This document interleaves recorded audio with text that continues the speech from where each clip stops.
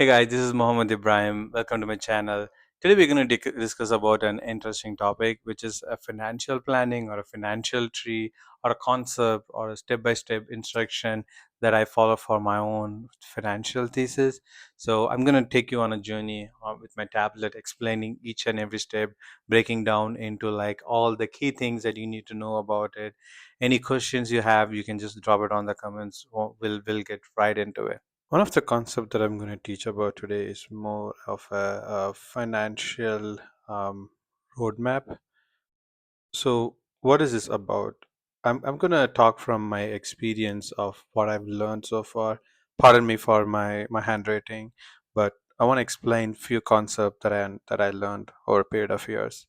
So, one of the first thing that you need is the emergency fund. That really comes down to like personal preference. It really depends on like, are you one person income household or are you like a two-person income household? It really comes down to that.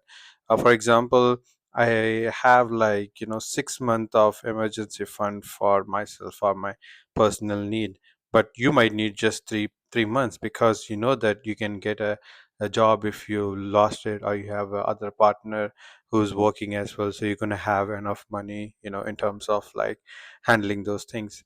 And moving on from the emergency fund, we're going to go to the debt pay down your debt, the high interest debt especially.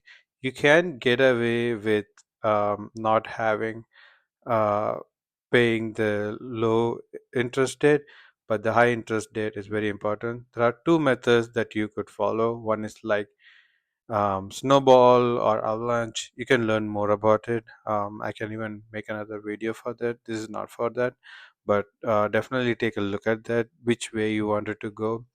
For example, you can take all the highest interest debts that you have, and you can note down, okay, how much is the interest rate for this debt, and start paying down. So you can start doing that actually. Really go through the different techniques of paying off your debt. That's more important. And the third one that I would suggest almost anyone, maximize your traditional or Roth IRA. So this is important because whatever the money that you put in, especially if you're putting in the Roth IRA at the retirement stage, you can take, tax free because you're already paying the tax right now. So to make it easier, do like a monthly contribution, which is helpful. You know what's the maximum? There is a limit on how much is maximum you're allowed that you can invest in the Roth IRA, and also it depends on what's your a gross income for your family or a household itself. That matters as well. So you need to look at those rules carefully and understand where do you fall under for the IRA. And the fourth thing that I would suggest anyone to have, it's the HSA, which is a high yield saving account. So what is this? This is like if you're in the high deductible plan healthcare, you can invest in your investment is a part of investment as well. So you should definitely check with your HR of your company to know that if they are offering an high deductible healthcare insurance, which means that you'll be paying more if you go more often to the health and for the medical bills or any reason. But it's very helpful. There is a minimum limit that you can hit on putting into your account, which will be helpful especially during your retirement stage where the medical bills will actually explode. They also call this a triple tax saving strategy. What it means that whatever the money that goes into the HSA, it's all like tax free. So you're going to put a money that's tax free, and you're going to put it on the investment, being smart about it. Put in the investment, and then later on you can take tax free, uh, and this will be only used for your health up to like certain age limit. I don't remember top of my mind, but once you are cross certain age, you can use it for almost anything. So this is really a very important one to keep in mind in terms of your health insurance. Uh, Another thing almost anyone talks about is the 401k. But here's my strategy with the 401k. I would do, all these things, in a puzzle format. For example, if you have the high interest rate, but you have some money to put it on, investment, then I would ask you to do the Roth IRA. But even before the Roth IRA, you have to check if your company has a 401k match, which makes me think it's a free money. So a certain percentage you have to, put it into your 401k and they'll match it. This is almost free money, so no brainer. You should definitely go for it even before, your Roth IRA investment. But as soon as you're done with the free, I would say you can go back to the Roth IRA and get the match first, and then Roth IRA, and then um, make sure that you're paying off your high interest debt, because I feel like nothing beats it if you have like 25% high interest rate. So keep that in mind. The sixth one is like, now we covered what are budgeting, savings and investing. The most important thing is earning an extra or passive income, because you can only so much you can control in the earning, in the budgeting side or the investing side. But what's the one lever that you can pull continuously? It's earning the passive income. This is more important. So it can be in terms of investing, in your skill set that will pay off later on in life. For example, learning like an AI automation, it's one of the skill sets that you earn, and then you can almost anytime sell your automation or your consultancy job. And the seventh point is very important: seeking financial assistance.